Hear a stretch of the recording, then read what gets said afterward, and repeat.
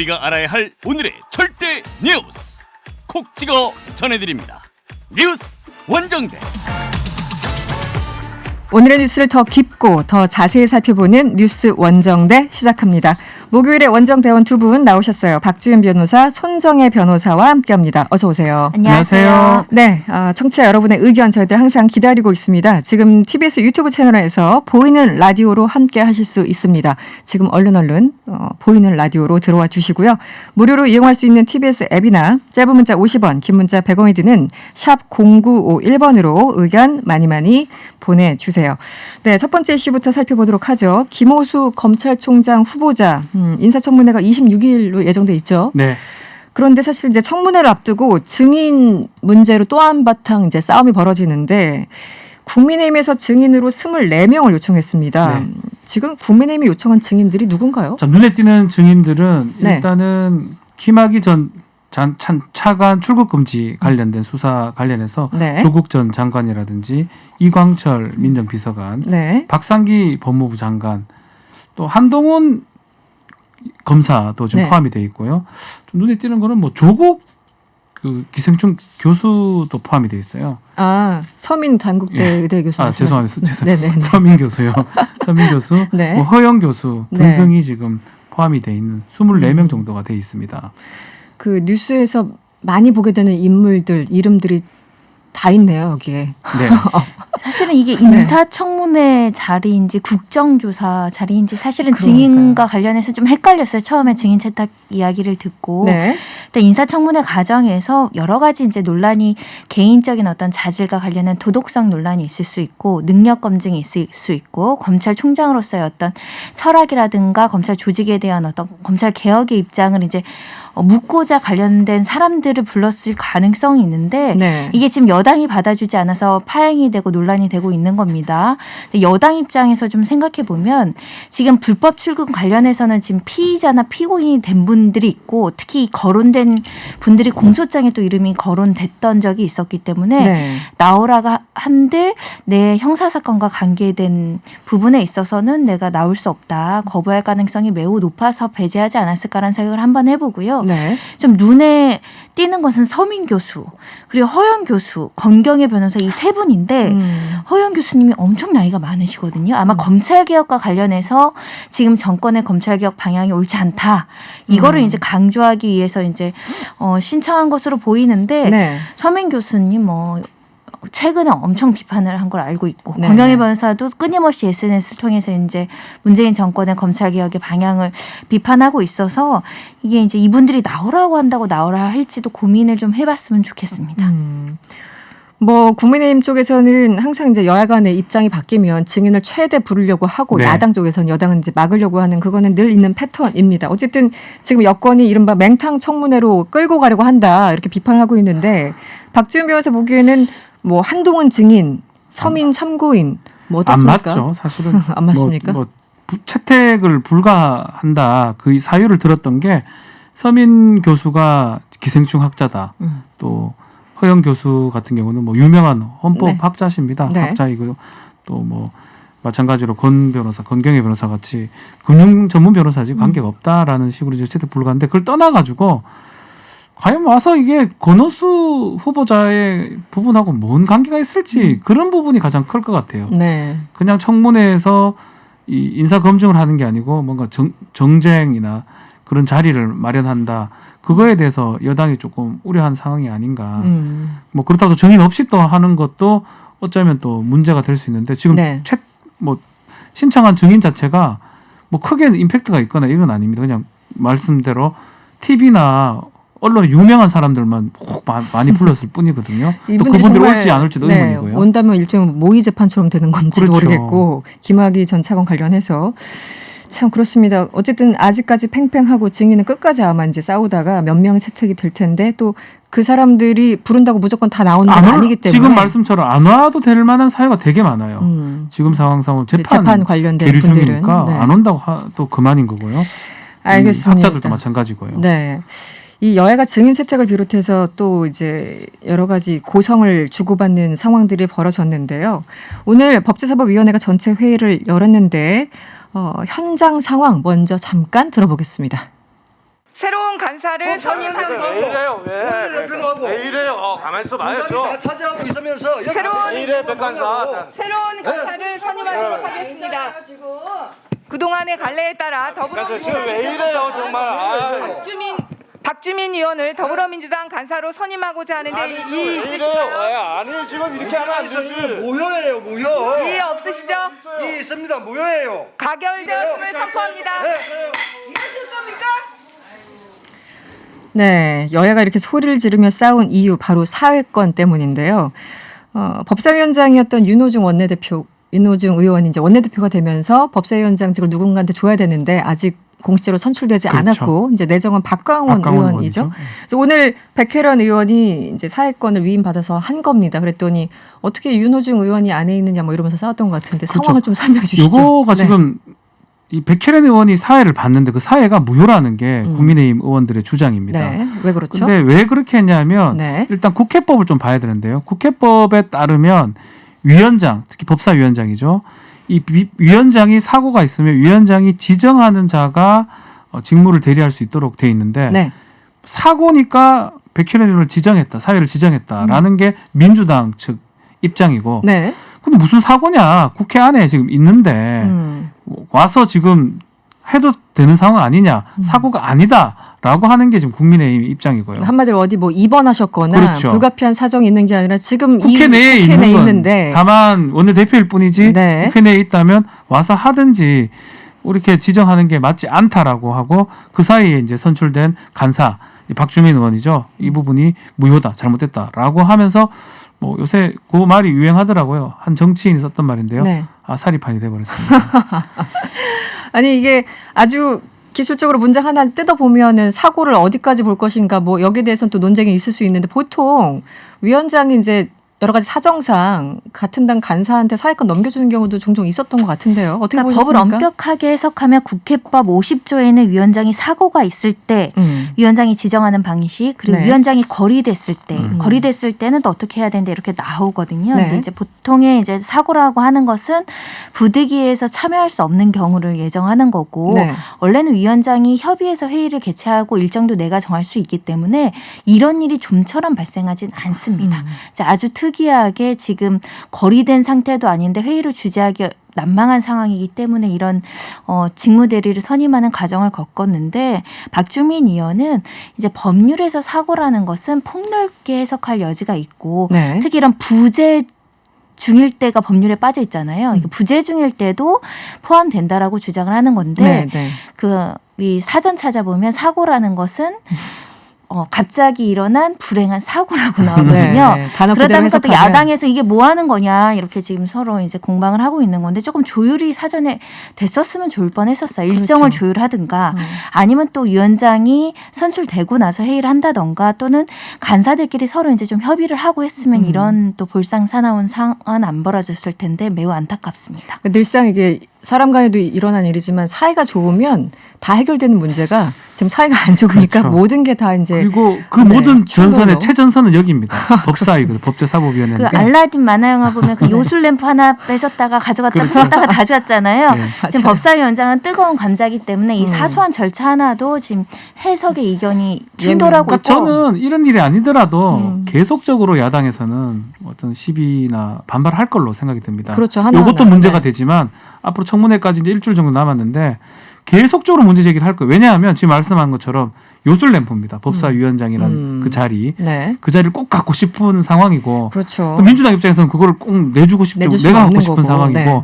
그러다 보니까 그 와중에 일어나는 모든 것들을 문제를 삼고 논란이 될 거라고 생각이 듭니다. 근데 결국 아까 그래서 이제 백혜련 의원이 이제 위원장 그 권한으로 이제 사회권을 위임받았고 네. 그래서 박주민 의원을 법제사법위원회 간사로 선출했어요. 근데 그 무효라고 지금 주장하는 거거든요. 사회권 이 위원장이 아닌 사람이 사회 진행을 해가지고 했고 이 선출권 자체가 기립으로 해가지고 민주당이 네. 표결을 해버렸습니다. 네. 그 자체가 다 무효라는 게 이제 국민의힘 입장이고 이제 앞으로가 문제 같아요. 네. 청문회 일정은 잡아놓긴 했어요. 26일 잡아놓긴 했는데 뭐 증인 채택하고 여러 가지 일정들을 진행을 해야 되는데 청문회까지도 계속적으로 계속. 얘기가 네. 나올 것 같고 뭐 극단적인 경우는 인사청문회가 안 되는 경우도 야당이 보이콧하는 경우도 경우까지도 예상할 수 있다 예상할 생각이 수 듭니다. 사실 왜냐하면 보이콧하기 괜찮은 환경이 지금 김호수 후보자에 대한 지금 증인 채택을 보면은 사실 개인에 대한 도덕성 문제라든가 했던 사건에 대해서 불미스러운 이런 일이 안 나오고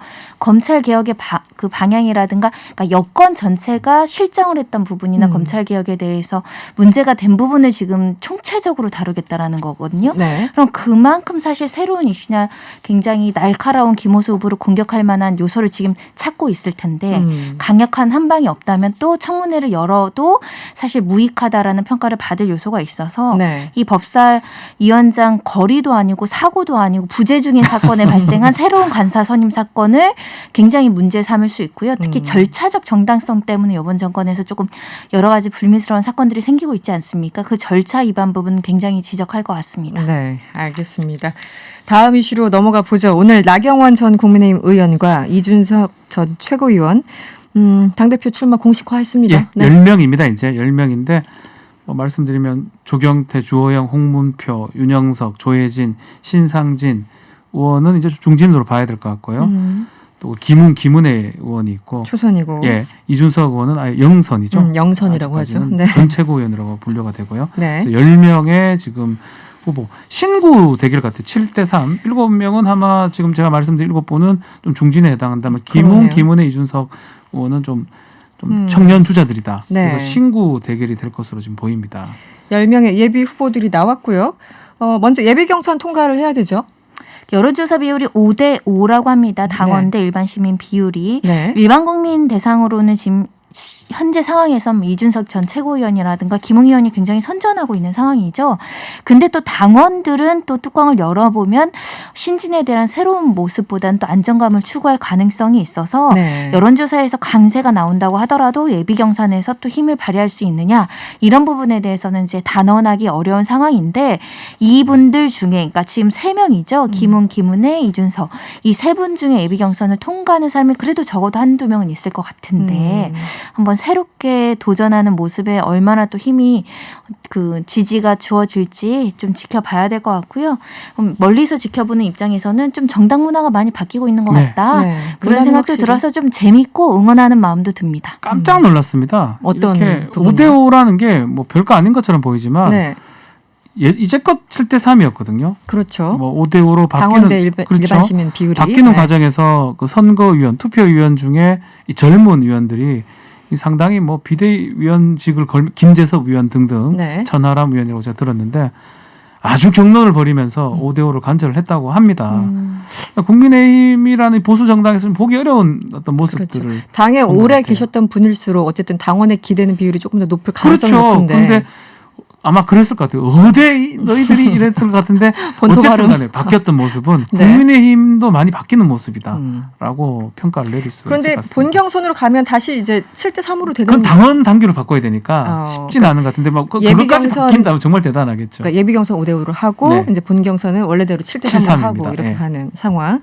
그럼 뭐 중진들이 아무래도 좀 유리하겠어요. 뭐 네. 영남권 이제 당원에 이제 신경을 네. 쓸 수밖에 없는 상황이고 그러다 보니까 주호영 원내대표, 전 원내대표가 조직력에서 우세할 것이라는 관측도 있는데 사실 말씀드린 것처럼 새로운 어떤 대결이 펼쳐지고 있기 때문에 이것도 열어봐야 된다. 당원들이 또 다른 당심을 보일지 우리가 알 그럴 수 없는 수도 있죠. 상황이라서 좀 지켜봐야 되지만 통상적으로 평균적으로 그래도 조직력은 중진들이 높기 때문에 네, 네. 본선에서는 사실 지금 나오는 인지도에 따른 어떤 여론조사 결과 힘을 발휘하지 못할 것이라는 것도 있는데요. 또 모르겠습니다. 이준석 전 최고위원 같은 경우는 보니까 영선인데 또 정치를 직업으로 한 건 한 10년 정도 된 것 같아요. 그렇죠. 네. 그리고 거의 매일 방송을 했던 것으로 알고 있어서 아마 그 되게 친숙한 이미지가 대중들한테 있겠죠. 인지도라는 게 참 무섭죠. 그리고 네. 이제 국민의힘 전신 당부터 어찌됐든 젊은 사람이 굉장히 고생했다 기회를 주자 이런 여론도 있을 수 있기 때문에 지켜봐야 될 것 같습니다. 알겠습니다. 주제를 전환해 볼게요. 성폭력 피해를 견디다 못해서 그 아파트에서 뛰어내려서 목숨을 끊은 안타까운 여중생 사건 아마 여러분들 기억을 하실 겁니다. 당시 피해 여학생의 아버지가 국민청원을 올려서 공론화되기도 했었죠. 성폭력과 학교폭력으로 투신한 우리 딸의 한을 풀어달라고 국민청원을 올려서 이제 공론화되기도 했었는데요. 네. 사건의 내용은 그렇습니다. B 군이 2016년 9월에 13살이었던 미성년자죠. 만 14세 미만입니다. 피해 여학생을 강제추행한 것으로 이제 알려지고 있고 네. A군이라는 사람이 있는데 A군은 또 B군에게 성추행을 당했다고 피해자가 고민을 하니까 그것을 오히려 악이용해서 주변에 알리겠다. 성관계를 하자라고 이제 강제로 성폭력을 한 네. 혐의를 받았는데 더군다나 또 C군은 이것을 SNS에 올려서 성적으로 비난하는 글을 올렸다. 그래서 이 피해 여학생이 관련된 아마 상실감, 배신감 그리고 극도의 어떤 수치심을 느꼈던 것으로 그렇죠. 보이고요. 네네. 일단은 재판에 다 넘겨지긴 했는데 A군은 성관계를 가진 사실은 인정하나 협박과 강요가 없었다.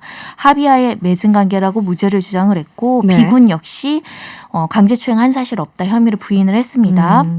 이 피해자 아버지는 딸의 한이 1년이 지나도 풀리지 않았다라고 네. 반복해서 이제 국민청원에 호소를 했고요. 우리 딸을 성적 욕구의 대상으로 인식하면서 악의적인 소문을 내고 특히 미성년자라고 피고인 3명에 대해서 감형이 내려질 수 있는 상황이었기 때문에 강력한 처벌을 호소하기도 했습니다. 이 피고인 3명 미성년자다. 뭐 미성년자라고 해도 뭐 이게 일반인들 눈으로 봤을 적엔 너무나 이 악질적인 범죄잖아요. 그렇죠. 네. 악질적이고 정말 그런데 소년법이 적용이 됩니다. 그래서 소년법이 적용이 되면 장단기를 구별해서 선고를 할 수가 있어요. 네. 그렇게 하도록 또 되어 있고요.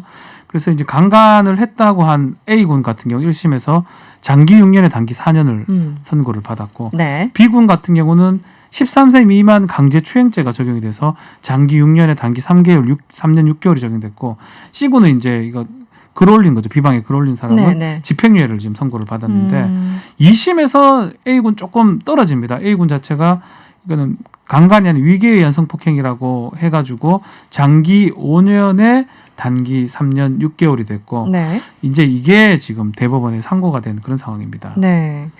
그런데 가해 학생들이 2심 판결을 불복해서 대법원에 상고를 했습니까? 네. 지금 상고장을 제출한 상황이에요.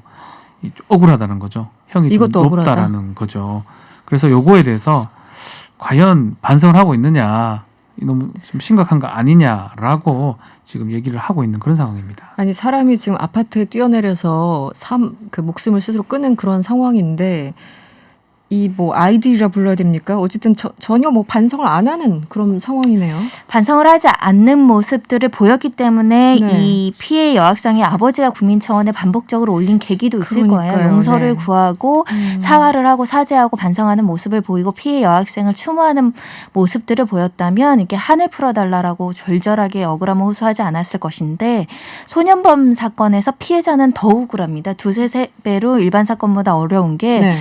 재판 절차에서 참여권도 많이 주어지지 않을 뿐만 아니라 형도 딱 정해지는 게 아니라 부정기형 몇 년부터 몇 년까지 사실은 그러네요. 단기형이 더 빨리 보이죠. 2년이면 나오나 보다 3년이면 나오나 보다 굉장히 많은 어떤 개전의 기회를 가지고 있기 때문에 네네. 피해 부모님들은 굉장히 속상하실 수 있다 이런 생각도 들고요. 그에 앞서서 사실은 이 사건이 그러니까 신고를 하고 나서 극단적인 선택을 간혹 하는 경우가 있는데 신고해서 수사받는 거, 재판 절차 받는 거 소문나는 게 너무나 극도로 힘든 겁니다. 그렇죠. 네. 아직도 성범죄 피해자에 대한 2차 가해가 뭐 공공연히 있기 때문에 그런 부분을 우리가 신경 쓰지 못한 건 아닌가. 이 중학생이 혼자 감당하기 너무 어려웠었나 보다. 그런 아쉬움이 들고 대법원에 올라갔기 때문에 사실은 선고형이 크게 달라지진 않을 거예요. 그래요? 그렇지만 앞으로라도 이런 사건이 있을 때 최우선적으로 피해자를 보호해야 된다. 그리고 가해자들에게 엄중하게 책임을 물어야 된다고 생각합니다. 네, 이게 다른 사람한테 경고의 의미라도 좀 제대로 된 어떤 대법원의 판결이 나왔으면 좋겠습니다. 네, 뉴스 원장님 오늘은 여기서 마무리를 해야 되겠어요. 지금까지 박지훈 변호사, 손정혜 변호사와 함께했습니다. 오늘 고맙습니다. 감사합니다. 감사합니다.